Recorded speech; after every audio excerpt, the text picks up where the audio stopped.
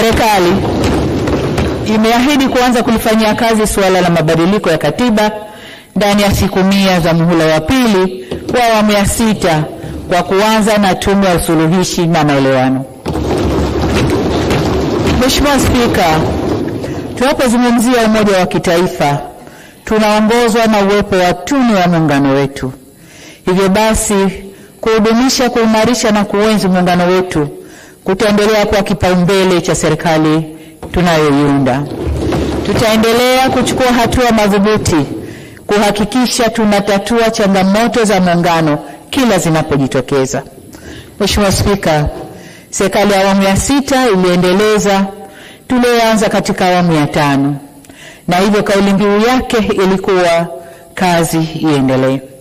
Ninyi ni mashahidi, waheshimiwa wabunge, kuwa kazi iliendelezwa na mengi yalikamilishwa.